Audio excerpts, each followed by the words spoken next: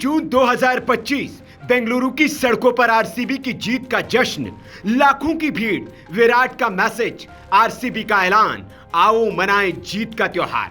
लेकिन इसी जश्न ने 11 घरों में मातम घोल दिया, 50 लोग घायल हो गए। कौन है जिम्मेदार? हाईकोर्ट में दाखिल कर्नाटक सरकार की जांच रिपोर्ट कहती है आरसीबी ने न पुलिस से इजाजत ली, न ट्रैफिक कंट्रोल की तैयारी की, न कोई लाइसेंस लिया। जाने अनजाने में आरसीबी ने शहर को मौत के जाल में धकेल दिया। लेकिन सवाल यह है कि जब इजाजत नहीं थी तो कांग्रेस सरकार के deputy CM DK Shivakumar मंच पर क्यों पहुंचे थे?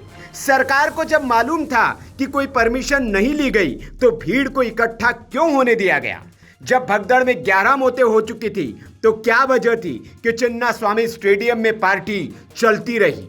क्या आरसीबी अकेले दोषी है या कांग्रेस सरकार ने भी आंखें मूंद ली थी? कर्नाटक हाईकोर्ट के आदेश के बाद यह रिपोर्ट सार्वजनिक की गई है। रिपोर्ट में कहा गया है आरसीबी प्रबंधन ने 3 जून को पुलिस से संपर्क किया था, जिस दिन आरसीबी ने 18 साल के लंबे सूखे के बाद आईपीएल जीता था और पुलिस को संभावित विजय परेड के बारे में बताया था। यह एक सूचना मात्र थी, न कि कानून के तहत अनुमति मांगने जैसा। ऐसी अनुमतियां आयोजन से कम 7 दिन पहले लेनी होंगी।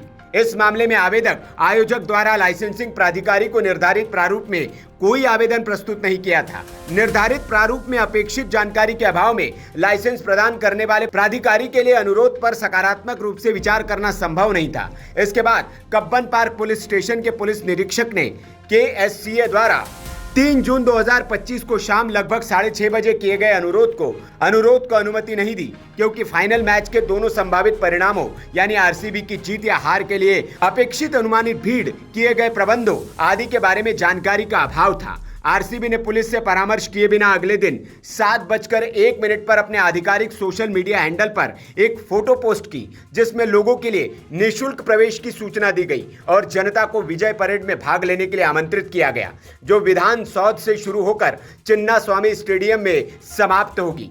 इसके बाद 4/6/2025 को सुबह 8:55 पर आरसीबी ने अपने आधिकारिक handle RCB tweets on x पर आरसीबी टीम के एक प्रमुख खिलाड़ी विराट कोहली का एक वीडियो क्लिप शेयर किया, जिसमें उन्होंने बताया कि टीम इस जीत का जश्न 4 जून 2025 को बेंगलुरु में बेंगलुरु शहर के लोगों और आरसीबी प्रशंसकों के साथ मनाना चाहती है। इसके बाद आरसीबी ने 4 जून 2024 को दोपहर 3:14 पर एक और पोस्ट किया, जिसमें शाम 5 बजे से 6 बजे तक विधान सौध से चिन्ना स्वामी स्टेडियम तक विजय परेड आयोजित करने की घोषणा की गई।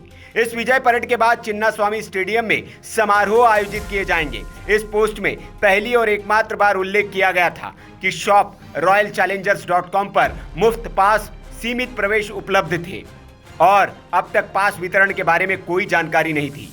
इसका अर्थ है कि आरसीबी की पिछली पोस्टों के आधार पर यह आयोजन सभी के लिए खुला था। राज्य सरकार ने पेश की गई इस रिपोर्ट को अदालत से गोपनीय रखने का आग्रह किया था, लेकिन अदालत ने सरकार के मुंह पर करारा तमाचा जड़ते हुए कहा, इस गोपनीयता का कोई कानूनी आधार नहीं है।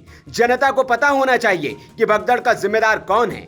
अब सवाल ये कि सरकार ने कोर्ट से रिपोर्ट को सीक्रेट रखने की मांग क्यों की? क्या छिपाना चाहती थी कांग्रेस सरकार? क्यों नहीं लिया गया कोई एक्शन आरसीबी के खिलाफ उसी वक्त?